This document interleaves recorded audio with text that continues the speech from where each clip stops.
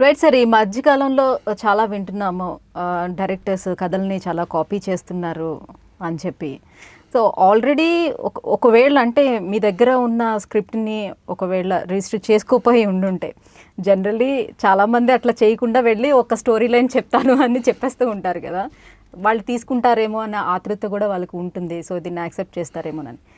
So ఎందుకు ఈ culture ఎక్కువగా పెరిగిపోతుంది? కొత్త స్టోరీస్ తీసుకురాలేకపోతున్నారా, ఆలోచించలేకపోతున్నారా, పోటీ పడలేకపోతున్నారా, ఏంటి రీజన్?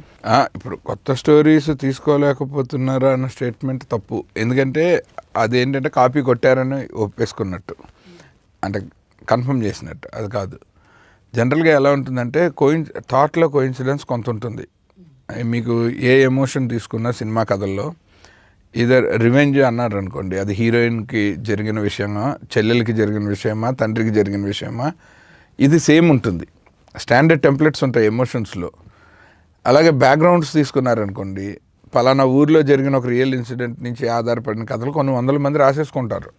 ఇప్పుడు కార్గిల్ వార్ అనగానే కార్గిల్ వార్ బ్యాక్గ్రౌండ్లో కొన్ని వందల కథలు రాసేస్తాం. నేను కూడా ఒకటి రాశాను.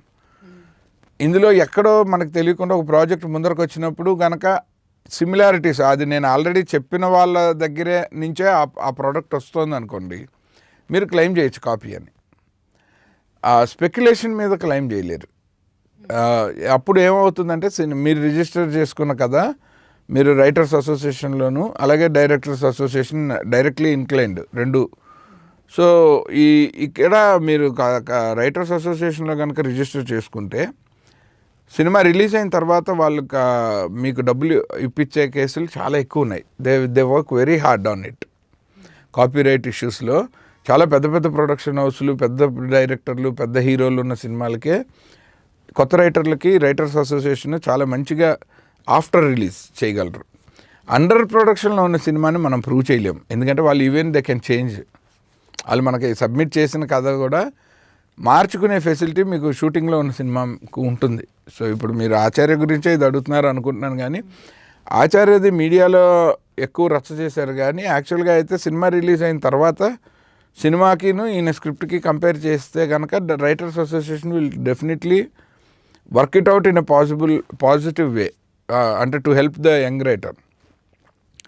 లేదనుకోండి సిమిలారిటీ, ఎప్పుడు మీకు కథలో తేడాలు తక్కువ. ఎందుకంటే కథలు ఓన్లీ హ్యూమన్ ఎమోషన్స్ మీద బేస్ అయినవి. మనకు ఉండేదే నవరసాలు 9. మీరు ఏ సినిమా తీసినా వీటిలో ఏదో ఒక రసం మీద ఆధారపడి తీస్తారు. ఒక రసం మీద ఆధారపడినప్పుడు వచ్చే ఎమోషన్స్ మోరార్లెస్ ఒకటే ఉంటాయి. ఇప్పుడు శృంగారం అంటే ఈధర్ లవర్స్ మధ్య లేదా మొగుడు పిల్లల మధ్య, ఇంతే కదా, లిమిటెడ్. సో ఏ మొగుడు పిల్లల కథ రాసినా నాదే అంటే అట్ట అది కుదరదు ఆ జోనర్లోకి వెళ్ళినప్పుడు. అందుకనే మీకు కాపీరైట్ ఎక్కడ వస్తుందంటే కథనం మీద వస్తుంది, స్క్రీన్ ప్లే మీద వస్తుంది. స్క్రీన్ ప్లేలో 3 కన్సిక్యూటివ్ సీన్స్. అందుకే ఏం చేస్తున్నారంటే ఈ మధ్యన చూస్తే ఒక సినిమాలో ఉంది సగం పార్ట్ ఉంటుంది, ఇంకో సినిమాలో సగం పార్ట్ ఉంటుంది. అది డైరెక్ట్ లిఫ్టింగ్. అది వేరే టాపిక్. అది కాపీరైట్ ఇష్యూలోకి రాదు. ఫ్రీ మేక్ అంటాం మేము ఇండస్ట్రీలో. కొన్నేమో డబ్బులు పెట్టి కొన్ని రీమేక్లు తెస్తారు కష్టపడి, మన శ్రీరామ్ సినిమా లాగా, ఇంకా చాలా సినిమాల్లాగా. కొన్ని ఫ్రీ మేక్ ఉంటాయి. ఫ్రీ మేక్ అన్నది ఇప్పుడు లార్గోవిచ్ గొడవ పెట్టేసాడు కదా డైరెక్టర్, అజ్ఞాతవాసి నాదే అని. అలా ఉంటాయి. అది ఫ్రీ మేక్లు అన్నది any day not acceptable.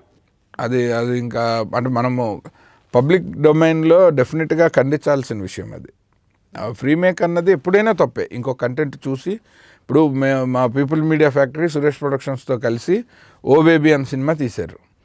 Oh baby is a Korean film.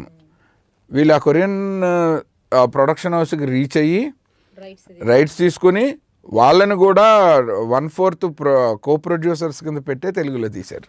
మీరు ఆ కో ప్రొడ్యూసర్స్ లిస్ట్లో ఒక కొరియన్ నేమ్ ఉంటుంది చూడండి. So that is the healthy way of doing a remake. But Korean cinema ఎవడు చూస్తాలే అనుకుని ఇక్కడ లేపేసిన సినిమాలు కొన్ని వందలు ఉన్నాయి తెలుగులో.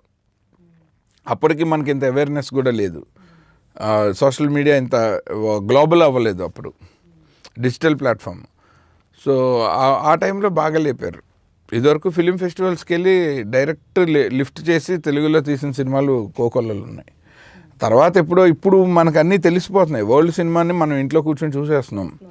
చూస్తున్నప్పుడు ఇలాంటివి బయటపడుతున్నాయి. బట్ తెలియనప్పుడు ఎప్పుడైనా దొరికే వరకే ఎవరైనా దొరికితే దొంగ.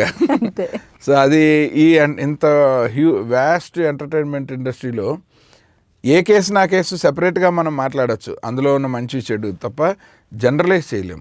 అందరూ ఇంతే, ఇప్పుడు ఏ పెద్ద సినిమా అయినా కాపీ చేసి తీస్తారని అనటం తప్పు. ఎవరి కష్టం వాళ్ళు పడి రాసుకుంటారు. ఎస్పెషల్లీ ఇవాళ చిన్న సినిమాల కంటే పెద్ద సినిమాలు తీయటమే ఎక్కువ కష్టం, స్ట్రెస్ ఎక్కువ, స్టేక్స్ పెరిగిన కొద్దీ ఓవర్ నైట్ జాతకాలు మారిపోతాయి. అండ్ స్టార్ హీరోస్ని హ్యాండిల్ చేయటం కష్టం, ఫ్యాన్స్ నుంచి రివర్స్ ఇవి వచ్చేస్తున్నాయి. అందరూ అగ్రెసివ్, అంటే మీకు బేసిక్గా మానవ సమాజమే చాలా అగ్రెసివ్గా ఉంది. సో అలాంటి దాంట్లో చాలా సెన్సిటివ్ ఇండస్ట్రీ సినిమా, ఎందుకంటే క్రియేటివ్ ఇండస్ట్రీ కాబట్టి. ఇలాంటి ఇంట్రెస్టింగ్ వీడియోస్ కోసం తప్పకుండా మా ఛానల్ని సబ్స్క్రైబ్ చేయండి.